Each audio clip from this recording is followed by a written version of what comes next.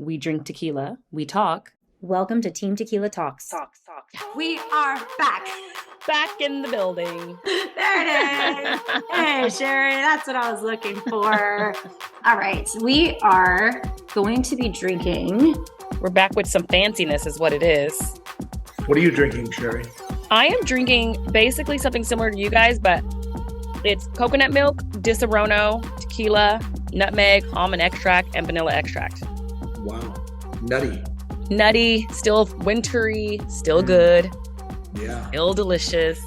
Okay, so we are drinking a proper eggnog, and we're going to get into that right now. Everybody, welcome to Team Tequila Talks. We are back after the holiday break, and it is the new year. I'm not going to say new year, new us, because it's the same us. There's nothing new happening here, except for we do have a new cocktail this week, or two, I guess, actually. Yes. But for the most part, new year, same us. And we have our guest, Justin Cooper from Greenplanet. Hi. We're going to get to him in a minute as well. But we're going to start with what we're drinking. You, Sherry, are drinking a concoction that I kind of just crafted on a whim over the holiday break. And it's not vegan, but it is a dairy-free version of an eggnog. It's in the eggnog alley. Why isn't it vegan? Rick had it. Why isn't it vegan? Egg whites. Oh, I didn't make his with egg whites. This one doesn't have egg whites. Yeah. Well, see, I like the egg whites because it really like bubbles foamy. Up and froths, and it's foamy like a thick, creamy eggnog. Yeah. And I put it in, like one of those protein shake tumblers with the silver bead. The thing. This springy thing. Yeah. Yeah, this springy thing. So I put it in there and I really shook it up and it got super frothy and foamy and it felt eggnoggy. And it kind of hit my sweet tooth enough because I was really craving that thick, creamy, sweet holiday beverage, but I didn't want all the garbage sugar in it. So we didn't add any sugar. Obviously, a nut liqueur is going to be sweet, right? Like it's going to have sugar in it. Okay, it's the holidays. You're having a treat. It's okay if you've got a little liqueur or sugar, but the idea is that you're not dumping in a bunch more sugar on top of it, right? Right. So how'd you make it? How'd you make yours? I did coconut milk, vanilla extract, almond extract, a little bit of cinnamon, a little bit of nutmeg, and I use a nut liqueur disaronno and some Casamigos tequila. Yum. Yeah. It gave me like a mix of sugar cookie and eggnog vibes, I guess, a little bit. And I put a little bit of the cinnamon and nutmeg spice on top of mine, same as if you were kind of doing an eggnog, you usually put nutmeg on, which brings me to, we are really kind of a little spoiled right now because we had our buddy Dylan from Ms. Better's Bitters pay us a little visit, and he gave us he did a couple things here. First of all, he went on a hangover hike. He said he had a hangover, so he went on we're on this remote island in BC. It's kind of remote. It's remote. You have to take a boat to get there, right? That's remote. And that's remote. It's a small town. Yeah. So there's not much here. No. It's pretty remote. So we come here and Dylan shows up and he's like, I gotta take a hike. And Dylan has this habit of like picking things from the park. I don't know if he has a degree in herbology. I was going to say. He's certainly seasoned in mixology, but he has done this multiple times where I've gone and sat at his bar and he'll say, today I got fresh whatever because this type of pine or fir is in season and I'm going to mix it with a gin cocktail and make a campfire s'mores or something like that. He gets very creative and inventive, as we know. But he got us this stuff called Labrador tea, which is also known as trapper's tea. They used to give it to pirates for scurvy. Let me see if I can get it. Like it's in my drink, because it's in high vitamin C. But you dry out the leaves, you make tea out of it. I just tried to use the camera use the microphone as a camera. That's not it. So it's like it's got kind of this it just looks like leaves. On the back. It looks like leaves. I know. And I Googled it and I was like, Dylan, are you poisoning us? Like, what's happening? And he's never steered me wrong. He looks at me like I'm a crazy person. He's like, no, it's trapper's tea. You don't know what trapper's tea is? But I looked it up. So obviously I did a little bit of research on it. And it is used to treat pneumonia, chest infection, bronchitis, any type of lung type like ailment. Respiratory. Yes, and including even cancer. right? They give this to, it can also help with the symptoms of chemotherapy. Oh. Apparently. So like if you have any type of like heavy breathing or labor breathing because you're on chemotherapy or a type of lung or bronchial cancer, you can take this trapper's tea and it just sort of helps the inflammation in the lungs and the respiratory system. So I was really fascinated by that because I've never heard of it. Plant medicines, eh? Yeah, the OG medicine. Yeah, The yeah. OG medicine. We're going to learn a bunch about plant medicines with Justin. So Dylan actually made us a different cocktail with the trapper's tea. He boiled it with some water and maple syrup, super Canadian, and made a maple Labrador syrup tea. And he made a tequila cocktail with that. And it was great. But moreover, he also made us and brought us this homemade eggnog. And we're going to post it because it's a pretty not extensive recipe, but there's a process. There's a process to it. And I am not a huge dairy person. I'm really not. But he got local, pasture raised, basically like unpasteurized and super clean raw milk. Okay. So that's like, those are the conditions in which I'm like, sure, hit me with the dairy, because where we go wrong with dairy, with the inflammation and everything, is going to be all of the chemicals and the hormones and the processing. And then you then you pasteurize it. And then it's like, well, you've taken out all the good stuff and all you're left with is the bad stuff. It's like, it's not great. I can't remember the last time I've had just a glass of milk. I never. Just straight up milk. No, I don't. I mean, you probably had a glass of milk when you were in London in the countryside. I feel like I probably put a splash of country cream. Well, because that milk also comes from the farm. They walk over to the cows and then they drop it off at your doorstep in the morning. So that, again, we're talking about the same thing where it's like local, which is obviously super sustainable. And because cows are meant to be grass fed and out on a pasture. And, that's nature's way of doing its thing. Right. But he took the full milk and then he added the eggs. Okay. And then he added in, this is actually a Mexican nog, because here at Team Tequila Talks, we love a spice. Tequila. Yeah. So he added tequila to it. So he made us, it's good. It looks good. And then he brought us like an actual, this is nutmeg. Did he? Oh yeah. And I did today as well. Cause you just grate a little fresh stuff on top. And I gotta say, like, it really, it beats the powdered stuff. I know. You do what you can, right? Like, I don't ever grate fresh nutmeg on my stuff either, but this is probably why Dylan's cocktails are so good. Elevated. Yeah. So we'll post the recipe to it. I just kind of liked the aroma of the trapper's tea, and it just looked really pretty in the eggnog. So I decided to, do a little Canadian combo here, So you're healing from the inside out right now, both of you. Well, I think we're just doing a healthier version of alcohol. It's just cleaner. Very good. Very rich, fragrant, delicious. Spicy. It's honestly the best eggnog hands down. Best eggnog I've ever had. So I'm not a big eggnog person in general. I just never liked the flavor of eggnog ever since I was a kid. So can you drink a lot of those, or can you have just one or two and then move on? Depends what kind of tea you want to have. I guess so.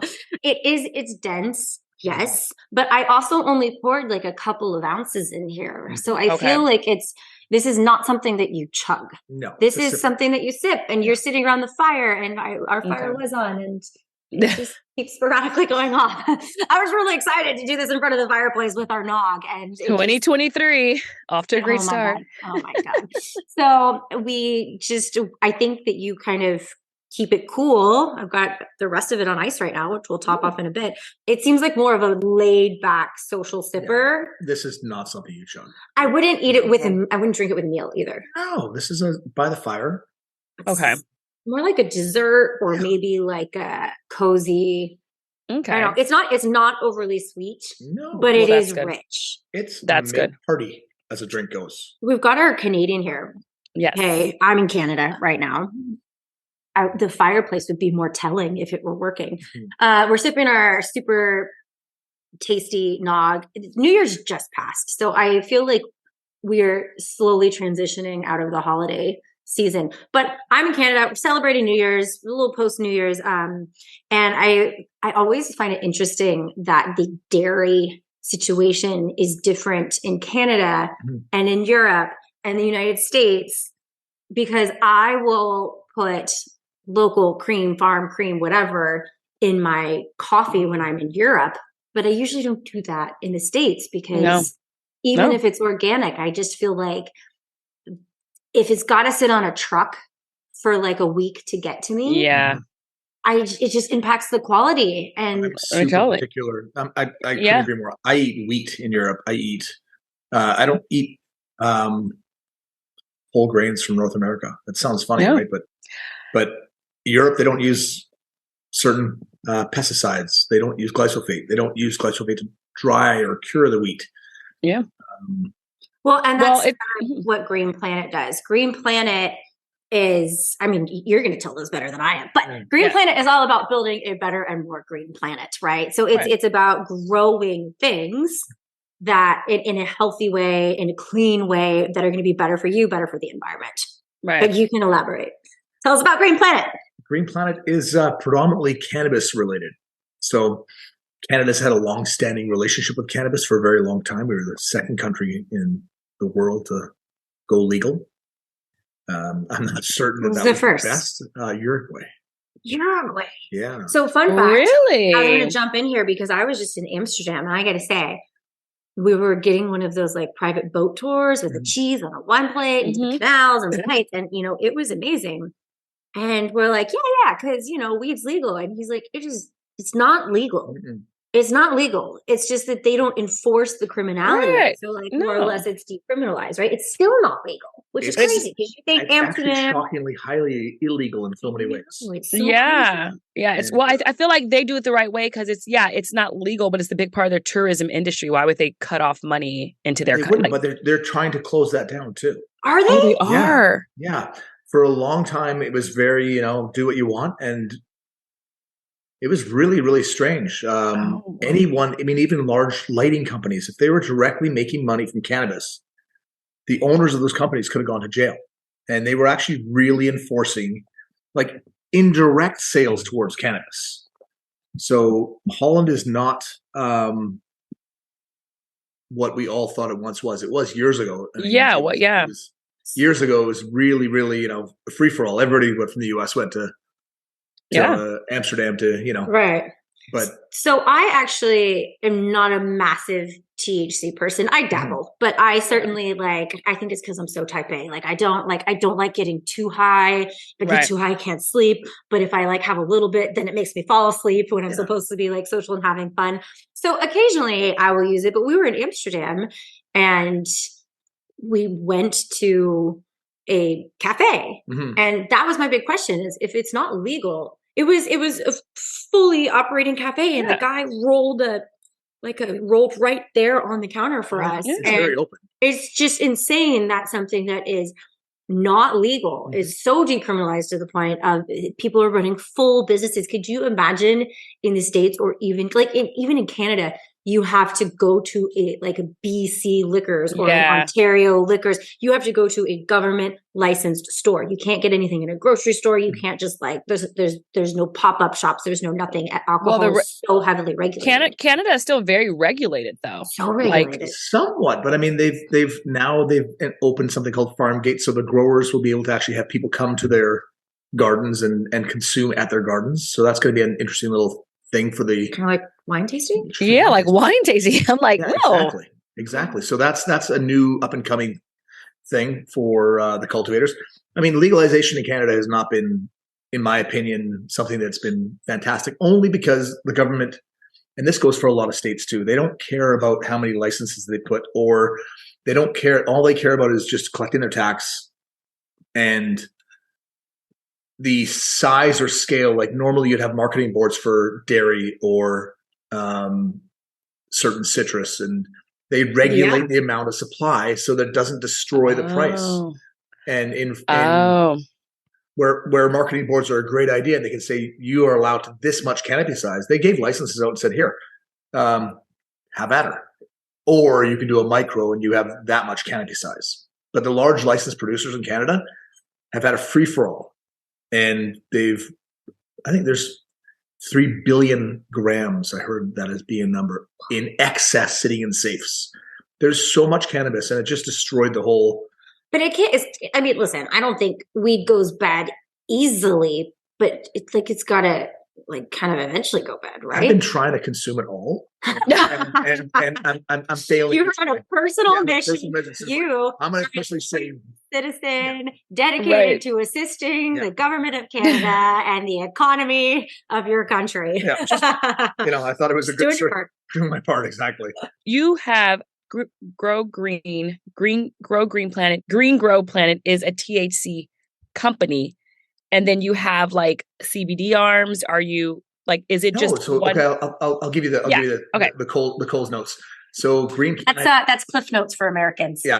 So Cliff Notes coming up. I love doing this in Canada. The Greenplanet is a wholesale company, a wholesale manufacturing company. We manufacture a line of nutrients for growing cannabis, and we wholesale a whole bunch of different brands, from lighting, from Think Grow Lighting, Trollmaster, Method 7 sunglasses, tons of brands. We're a brand house. We're the picks and axes of the industry.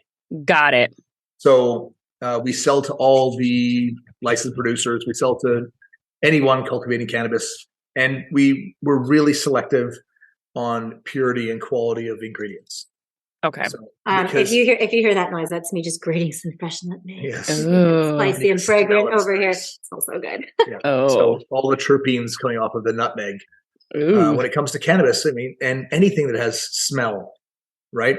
Terpenes play such a role, and tequila, same thing, like aromatics and all these things, they really affect the mood, and that's why aromatherapies and cannabis and anything that smells good, you're attracted to. And it's, I think, part of a human condition to really source out really tasty treats. Well, and I actually didn't know anything about terpenes. I mean, like you go to a wine tasting or you go to a tequila tasting and they say, breathe in the aroma and take in what notes are you getting. Is it caramelly? Is it nutty? Is it vanilla? Is it citrus? Yeah, vanilla, exactly. Mm-hmm. And I didn't really understand the whole terpene of it all, because you go into something like a dispensary and they'll say, well, this is the same brand, but this one is for sleep, and this one is for play, and this one is for pain, and this one is for mental clarity. And you're like, whoa, but I thought it's all the same brand. I thought it's all the same thing. And I think that, correct me if I'm wrong, but what they explained to me is that the terpenes are what tweaks the formula. The terpenes will actually drive the experience. Right. Right? Because THC by itself, really, right? Wait, so what is a terpene? I'm confused, guys.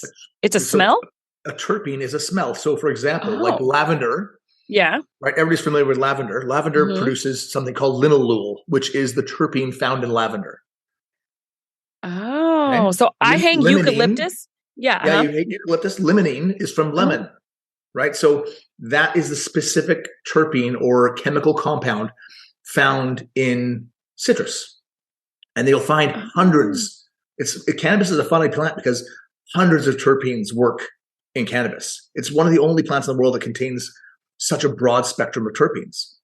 And then how each one of those terpenes plays on your own endocannabinoid system is a totally different realm, because you and I have two very different endocannabinoid systems.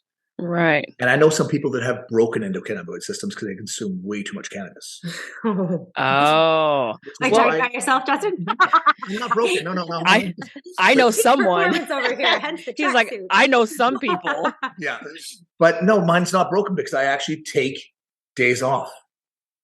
No different than drinking tequila or anything. I make sure I have my breaks so that I can actually experience it. That's balance. That's absolutely, life, right? Absolutely. Yeah. So what I'm looking for when I consume cannabis or anything, I want a really well-rounded product where I'm getting the best effect. I hate burnout. I hate being non-functional. I hate being sleepy. I want it just to be a nice, mellow, happy, clean, beautiful experience. But it takes you a while. I know I'm not huge on like cannabis, and my husband takes a lot of CBD. He takes a lot of CBD for his inflammation, for his like gut issues and all that. So I do a lot of those lines that he does like a lot of tinctures and his like water and like a bunch of different stuff.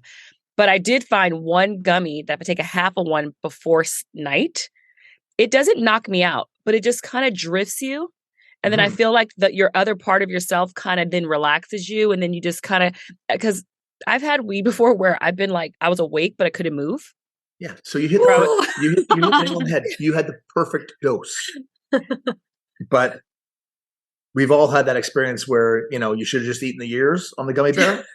You can always do more. You can never do less. Yeah, there's no truer statement. So when you just have slight experiences, that's where I'd say that's the best place to live. And that's what you should go for, and that's it. More with cannabis, especially for edibles, is not better.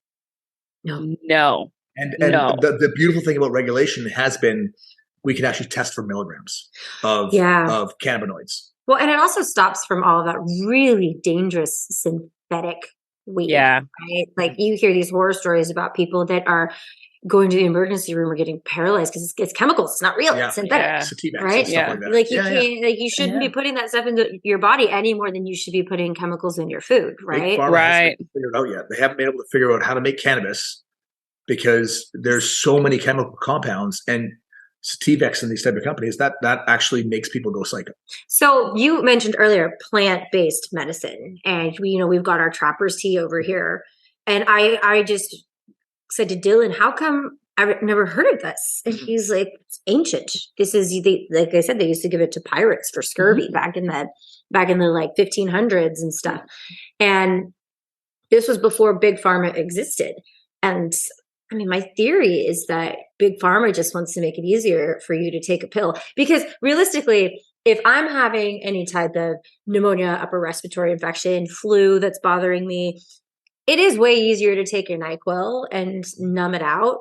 Totally. Because you probably have to have 9 glasses of that tea over the course of 3 days to start feeling I don't know. I felt like it was when I had it yesterday, I felt like I was clearing some stuff that I didn't even know that I had in there just from I don't know, travel, holidays, whatever. Probably. And I feel great. I don't feel sick. I don't have any chronic conditions, but I felt like it was loosening up just travel, climate, allergy stuff. It's really cool here. I know. I think it all has its place. It does, right? So I think, and what I don't like is I don't like the business of medicine. Right. I don't like the fact of getting on something and having to, be in there. And that seems to be a little bit of the way it is today. Like so many medicines, how can a pill be $1,000 a pill or whatever the obscene amounts, right? Like, and the margins that are found in these medicines. Like, if I can find a natural alternative, totally help with an ailment, and I can go foraging like Dylan did for something that is in nature, like because we are part of nature. Listen, I don't care who you are, what you are part of nature. Totally, you're part of it. So. There is a fix for your ailment found in nature. Right. And it's easier just to take the NyQuil. I agree. But if there's something like, I know cannabis works really well for me. I've committed my life to it. I even have a show on cannabis called Growing Exposed. And I source and I go to the gardens because they're using our products, they're having better results. And that really was kind of the genesis of the show. But I'll go to gardens all over the world and see what they're doing and what type of techniques and really find out why people are in the industry. Because when you find out like the story behind the people that are within cannabis, there's always more to it. There's, their uncle got sick or they were a police officer. They know they did wrong for so many years. And they're like, I can't believe I was, involved in such a thing. Now I'm involved in the business and I'm, this is it is a drug for sure, but it's a drug that gets people off opioids. Right. And I did a little research about opioids. I can never say opioids. That word. Opioids. Share inner words. I can't say the word, but I was doing a little research and it talked about the nexus of that addiction and cannabis therapy. And I think it was Seattle. I think Seattle has I think it was somewhere else in rural America where opioids is like off the charts. Yeah. And this Harvard group I forget the name of the group. I have it here. It's a Harvard study where they went into this town. It's like a town of like 5,000 people and like something like 2,600 of the people adults are like addicted to opioids because they work in factories. I'm talking about people who stand all day for 12, 14 hours a day. Pain. That's kind of that. They did that series Dope Sick on Hulu. Yeah. But I think was it Michael Keaton? Right? Michael Keaton, yeah. Michael Keaton, and I know, like if it, I have it downloaded for the plane on the way back because I've watched the first couple of episodes. It's amazing, and it's basically that it's people who stand on their feet all day who make our tiny car parts, but it's laborious. We're getting mining accidents. That's the big thing in West Virginia. They all work in these mines, and things fall on them. And they, in the opioid epidemic, they kind of over prescribed, right? These doctors made money under the table, and then by the way, it's fucking disgusting. Like, so gross. If you're involved, like, how can you be a human being knowing that you're involved in directly destroying people? Because it goes from literally Purdue Pharmaceutical, where you get the OxyContin, and they get hooked, and then the doctor says, "Well, no more of that," and you go right to street drugs. Right now that they've really, because of the light that has been shown on the corruption of the pharmaceutical industry, they're really regulating all of those conventions in Hawaii at the Four Seasons.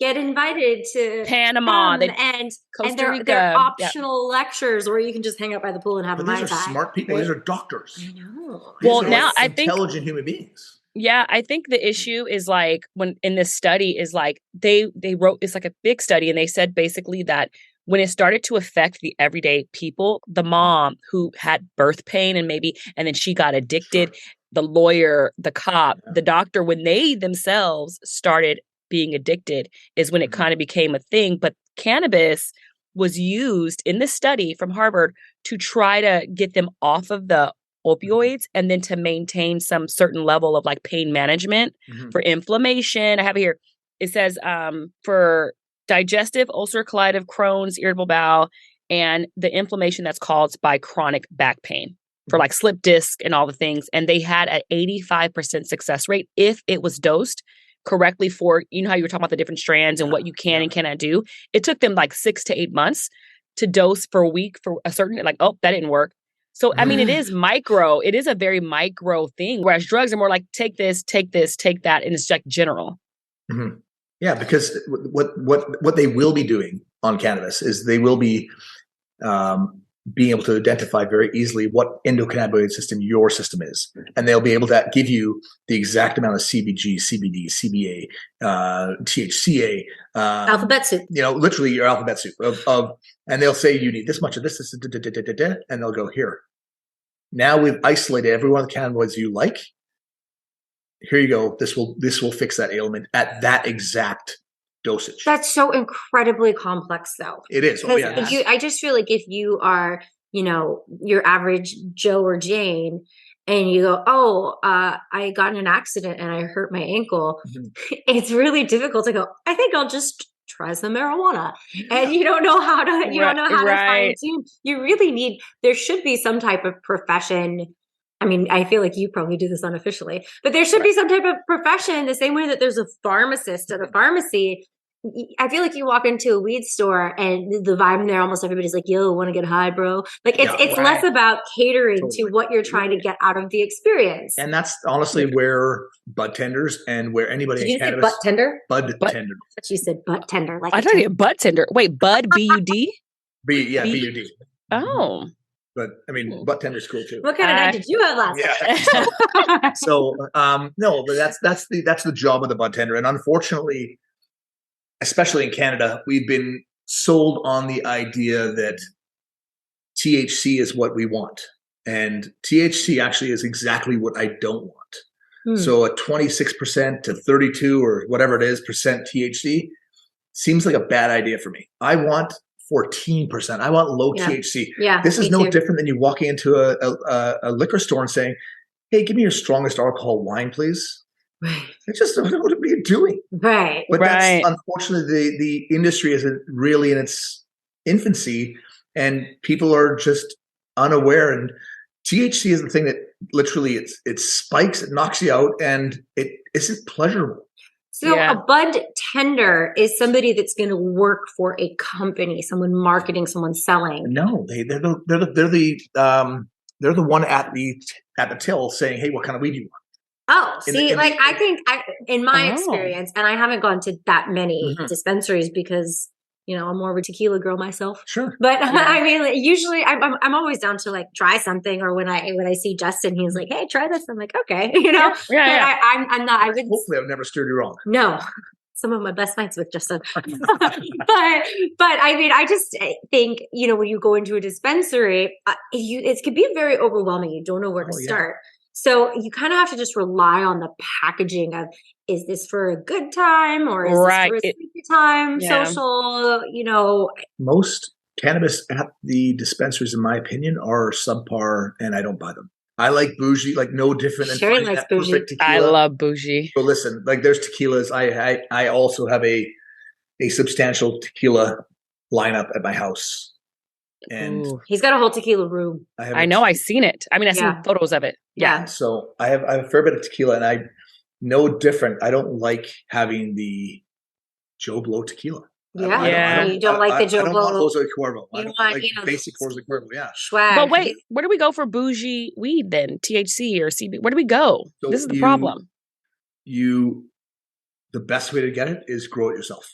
God damn it! Like, or talk to someone within the industry, and they'll find it for you. So I once, with the help of someone who knew what they were doing, we had a pot, and we said, well, let's get a clone and let's try, right? Yeah. Like, this is when you knew somebody. So I think it's when California legalized it, but the dispensaries weren't open yet. They weren't selling it. So it's like there was this weird gray area when you could have it, but you couldn't buy it. So it's like, what was that? Like, and the only weird loophole was if you could get a clone and then grow yourself. So we had this pot, and it was actually quite easy. And then we had this whole bush explode. We had so much from this one, like it was probably like a 5-gallon pot. We didn't know what to do with it. We were like, we were just like handing it out because it was one pot and it was so much. And it actually didn't really take that much. So that's the funny thing about alcohol versus weed, right? We also grow grapes in a winery. So to make your own beer or wine, I've never had anybody make their home brew. Oh yeah, ours is in a bathtub. Yeah, we have like very experienced professional winemakers handling. I've never had good wine that someone said, "Hey, I made this at my house." No, never have I had good beer or wine that someone said I made this. I've had dozens of really good cannabis where someone spent a little bit of time, a little bit of know-how, and had a banger crop and did fantastic. Really? Well, and Greenplanet is less about, the marijuana plant itself, but more about the systems, soils, tools. Totally. Because Justin has a whole farm where they have rows and rows where they grow their own food. And you should see the fucking zucchinis that come out of this place. They're like watermelons, right? Yeah. And it's all about the quality of the fertilizer and the growing methods and all of this stuff. They literally hand out all this food because they're like, it was like me and the weed plant. We don't know what to do with all of it. Right. Listen, we grow pot plants too, and we can't consume that much. Like I end up giving it to influencers across Canada to talk about how amazing it was. But some of the weed that we grow it all starts with a seed. So that was the question. How do you start? Yeah. Where do you find it? Honestly, there's incredible seeds. Go on the internet, find a really good variety of seeds. Can you buy them on the internet now? Absolutely. I feel like you didn't used to be able to do that. There's seeds. Wow. Is this the dark web? No. The regular FedEx. They've been selling seeds from Amsterdam since. Wow! Does not violate like an agriculture customs law? No, well, give me two names of two different types of seeds that people can at least start and look at. Like, what's a good seed? What do you Google? Seed. What do you put into Google? One of the oldest greenhouse seeds, Sensi seeds, Sirius seeds. I'm not being paid for any of these silly seeds. You're like frankly, no. Serious seeds, fast buds. What you should be looking for, Serious seeds. There's so many different. There's literally thousands of seed companies. Okay. And then they'll have literally menus, and they'll say do this, this will do this will give you this effect, this will give you that effect. Right. The terpenes. Yeah. Absolutely. They'll tell you what you're going to be getting. On the dispensary note, I went into a dispensary recently and they had PBR, Pabst Blue Ribbon, like the old school frat beer. Sure. Mm-hmm. They had PBR hard seltzers. So there's no alcohol in them, but there was 10 milligrams of THC, which is too much for me. If I drank that, it's like, see you next Tuesday, right? Like that's a lot for me. I mean, maybe I would have a sip or two, but I can't drink that. But it was kind of like a marijuana White Claw, I guess. Yeah. And so there seems to be this big, especially since the legalization of this in a lot of places, there seems to be this big explosion of THC beverages. There's certainly been CBD beverages on the market for quite some time, whether that is teas or post-workout waters or sparkling beverages or mocktails. Because we've talked about mocktails before and wanting to have the ritual and the wind down effect. And CBD, of course, you drink 20 to 40 grams of CBD, you're going to feel warm and fuzzy, but not, the fuzzy in the body, but not in the brain. Yeah. So I think that it's really interesting to see how this is developing, because I was talking to Justin about this the other day and I said, how come they don't make THC cocktails? And they should. But where it really plays a major issue is my cocktail will hit me in 5 minutes. The alcohol. Right? You start if you take a shot of tequila, I say you are feeling it within 10 to 15. Sure. Yeah. If you are sipping on a cocktail while eating dinner, I'm going to say it's going to take you 45. Sure. But the onset of a shot of tequila versus the onset of a shot of tequila with THC. And then there's the whole, like, tequila and THC go really well hand in hand. Wine and weed go magnificently together. That's a deep sleep for Cassandra. Yeah. I find that a little, and it literally is dabbling a little here, dabbling a little there. It's literally picking up pieces along the way. Yeah. Going aggressively, if you're already intoxicated and then you have cannabis, it's nights out. Well, I can't do that. I did that in college. It didn't work for me. No. I'll do like a glass of wine. Then I can only do 2.2. I can't do 5 milligrams. I take a half of that sleep gummy. But my husband's friend is an investor here in this first weed restaurant in New York. And it's like bougie. It's called 99th Floor. And it's Chef Miguel. And he's kind of like you, like a mad scientist a little bit about how to. So he's a chef and he's really big time advocate of really organic weed, and that it can be to treat a variety of illnesses. But it also can be, if you dose it correctly throughout the evening, you eat your food and you drink it to where you leave feeling like great, but not like hyper. That's it. That's the number. So my question with that is you say weed restaurant. Are we talking about edibles, or are we talking about? We're talking about steak, dinner, shrimp, pasta. We're talking. Put THC in from the steak? From the beginning to the end. It's in like what is it called? Those little sauces. What if you get too high while you're like the whole? He's regulating. He's dosing really, really low, and it's amazing. And he'll literally, if you're listen, there's people like you hit the nail on the head. Yeah, I think drinks should be 2.5 milligrams. So it's like a beer. It's similar content. Because you should be able to have more than 4 if you're like tailgating or I don't want a 10 milligram drink. It's like you're one and done. Yeah, right. Exactly. I want to be able to actually plan my whole day and have 2.5. Right. Or even 1. Absolutely. And a tiny segue, I would be buying those drinks only in glass jars, because those cannabinoids actually absorb into the plastics. What if it's aluminum or tin?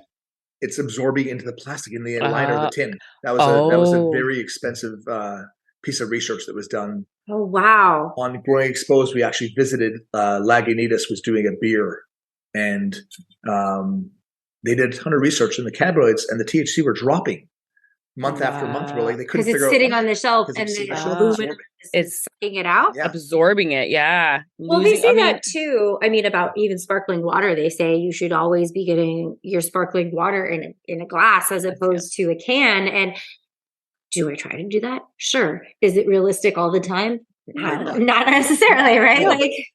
For cannabis, those cannabinoids should be in glass only. Oh, wow. Yeah. Wow. That's I mean, good I to know. think never would have thought that. we can't even get a reservation. My husband's friend is an investor, and that's how booked they are. We're here. We're like, hey, we really want to go. They're like, sorry, we have a corporate event. And then we have some people from London coming in because people have heard about it. Yeah. And the reviews are like, everyone goes out feeling lovely. And he has a scientist that he actually works with. He's a chef that his buddy's a scientist. Amazing. And I am like, me and my husband, I'm like, I'm here for a week. Please, I would like to go here. Cause then they give you like little stuff to go. Like, here's the butter for your eggs and only use this much in the morning or whatever. And I'm like, I want the things. I want the things. So I do think we're at the forefront of weed and THC being more. So I feel like weed for so long was like high bros, like just get high bro and like, let's pass fuck out. And I feel like now it's becoming more elegant, more refined, for the adult. That's what I'm hoping, Sherry, like is unfortunately the weed industry right now is, let's just have the shittiest beer. They want mass volume and just to get mangled. Budweiser. They want pun intended there. People want Budweiser, and it's really bizarre to me because I've never subscribed to Budweiser. I've always been, I want boutique, high quality, clean source, grown with intention, and because I source that, and I honestly, I only consume rosin predominantly. I don't smoke a joint very often. Okay. I consume. I literally have a Dab X, and I consume pure rosin, which is just the trichome. It's like harvesting all the hash off the plant, right? So hash naturally is the trichome, and all we're consuming is the glandular head. So when you look at a piece of bud and see it sparkle in the sun, those are thousands upon thousands of tiny little heads, and they look like little tiny mushrooms under a microscope. And what I don't want to consume the stem, the leaf, the carbon, the anything that goes along with it. I want to consume just the glandular head. Wow. Right? So if I'm consuming that, I don't want it to be extracted using CO2, using butane, using anything. I want literally butane what they use to like start barbecues. Absolutely. Yeah. It's the gases and lighters, but it literally will strip off the trichome. So they use a lot of different hydrocarbons to remove the trichome. I'm probably going down there. Anyways, I want clean. And if we can extract all the hash off the flower and the trichomes, and we can consume strictly that, that's where the flavor is. That's where the medicine is. That's where you get these like massive punches of deliciousness. And wow. So as for your friend's restaurant, they're adding it to the butter because everything, THC, it's fat soluble. And then they're using that butter or the oil throughout salad dressings and on top of the steak, and they're dosing it accordingly to not get anyone mangled and respectfully. And because everybody's had a bad experience if they've tried cannabis once, and nobody wants that bad experience, right? Like people are fearful of it. And it's the same with alcohol too, right? Like you drink too much and you feel like shit. Just don't get paid. Don't go, oh, that's so good, I want more. So if someone were starting either a THC, CBD virgin or someone that has only used very casually in the past, because dispensaries can be very overwhelming, where do you start? You're dipping your toe in. Okay. And you're literally, what's nice about regulation and legalization, this is the nice part of it, is you're walking into 2 milligrams. I would really suggest, if you're going to try flower, and you're going to roll it up and you're going to take a bud itself. Flower meaning like traditional weed leaves. You stick it in a pipe or papers. Yeah. You're going to take a small puff, walk into that tiny puff, just walk before you run, walk before you sprint. And you may hate the taste of it. You may not like it. You may not like the effect. So don't go with that. Go with it. And if you don't like the effect of it, try a CBD 10-1. Where you're getting more CBD and all the other cannabinoids and very low THC. Right. I feel like CBD is nothing but beneficial. There's not like I think the downside of THC is you might get too high, but there's not really a downside to CBD. You can't do too much CBD, I don't know of any. Yeah. I've tried. I was on 120 milligrams a day of CBD when I was in that motorcycle accident. And my foot and my ankle were like, the size of it. Yeah. It was huge. They were huge. They were super swollen. Yeah. And so I was taking the CBD for the pain and the inflammation because it was in a foreign country. And I was like, hey, what can you give me for the pain? And they were like, como se dice, ibuprofen. And I'm like, well, that's not going to do much. Yeah. So I was on ibuprofen, but also I didn't want to wreck my stomach. Mm-hmm. So I was only taking the minimum dose of ibuprofen. And I'm like, this still really hurts. So the CBD was very helpful, but only at a high dose. And I was afraid that I was going to have some type of drowsiness, nothing. Yeah. No downside, even with that high dose. And I only did it for like a week or two while I was just kind of pain managing. It wasn't a long-term thing, but it certainly helped. And I didn't notice a downside. Yeah. Like they wanted to give me oxys when I snapped my tailbone, and my tailbone was literally like snapped. And I just like, no, thanks. And I went home and I ate brownies for 4 days straight. Amazing. To the point of, drooling brownies. Like I was just completely and utterly a mess, but I would way rather take something natural that's non-addictive. Totally. Cannabis can be addictive, but you have to be a complete and utter. You really have to go for it. You really have to go for it. Well, I mean, I just based off of my experience as someone who's not immersed in the industry, say that CBD has been incredibly helpful for me and people in my family, including, totally, like people that have had hip surgeries and stuff like that, and just the inflammation, pain, all of that stuff.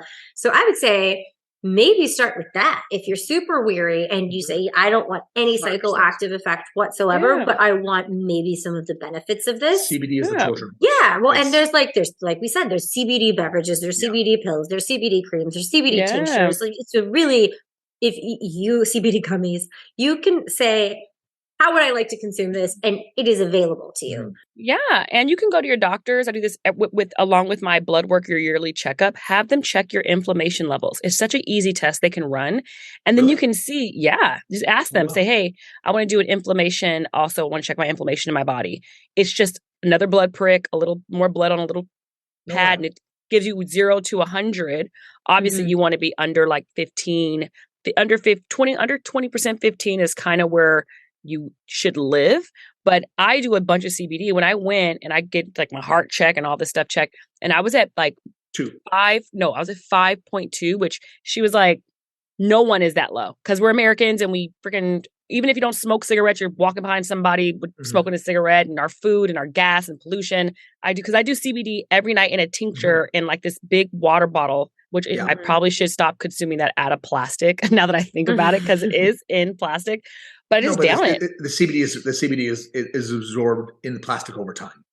It's not absorbed. Okay. Well, also you're drinking it right away. It's not sitting on a store shelf for months. I wouldn't worry about that at all. Yeah. But I do think inflammation levels not even North America, just anywhere in general, you should be checking, especially if you're over like 30, 40, just to see where you are, see, how to get it down. I think CBD, there's a lot of my husband has a prescription for one that's like a big, powerful one where I kind of like, shave off the top and take myself because I'm just like, it can't hurt. Well, I would even go one step further and I'd take a broad spectrum CBD where you're getting other cannabinoids too. You're not getting only CBD isolate. CBD, CBN. CBN, CBG, because all those cannabinoids that are non-psychoactive have a positive effect with you. Oh. And like they're doing tests for Parkinson's with CBG right now. And they're doing CBN actually is a quite narcotic CBD. It actually can stone people right out. But no one takes enough CBN to get knocked out. Wow. But it's very, very sedative. It's very relaxing. So that's kind of anyways, that's where I would start. THC is one, it's for someone that wants to be more advanced, but it just THC does very, very little in the broad spectrum of things. I don't like it in excess. I like having it's called the entourage effect with all the cannabinoids and all the cannabinoids working together. Just feeling pleasant. That's where we want to be. Like, why is it that we have to get mangled? Even the tequila, like we got shit to do tomorrow. Exactly. I know. Honestly, I don't like mixing drinks. I like staying with tequila. Yeah. And a nice, good quality tequila. Yep. And you can jump within all the realms. Like Cheers to Lorona having something more whiskey oriented. Oh yeah. Or I've got that most recent one from Cinco, whatever it's called, from Sincoro. Sincoro. That's really good tequila. Yeah. That's Michael Jordan's. That's Michael I Jordan know. and Jeannie Buss's. I was in Mexico, took my husband on a tequila tasting with like all the good shit. We did some of the very regular name brands, but then they made this mezcal producer. I was like, hey, I have a tequila show. Da da da. So he's like, when I come back to work, I'm gonna give you this brand new mezcal. It's like from Jalisco. And I had to try to smuggle it in. So I was like, shit. Because they won't let you bring it back. Yeah. And of You can course, bring up to 2 bottles. That's where you can just use Rick as a mule. well, fuck me, because I tried to use him as a mule. So the guy was like, you're better off putting it in your carry-on, not in your luggage. You're just going to take it out. He's like, this is how you do it. I had 4 bottles because they were only like, they didn't give Like me 3 ounces each? Yeah. Like 4, like they're like tiny, like they're new producers. Samplers. And I Did you loved drink them? it. Well, I get to thinking that I have Rick in his foil and all the thing, and they were like, sorry, nope, that's tequila. We're taking that out. I was like, wait. Really? They took it? You can bring, I brought back a bottle of tequila. Me You too. can bring, I think, either 1 or 2 bottles back per person. They snatched ours. Well, that's bullshit. Bullshit. On that note, Haters. Haters. cheers. Welcome back. Happy New Year, everybody. Yay. I know we'll have to get a refill. We really appreciate you guys coming back. Hope you all had a wonderful holidays. Plural. We sure all did. of them. Yes. And we will see you next time on Team Tequila Talks. Bye. Thank you for having me. Yeah. Yes. It's been fun.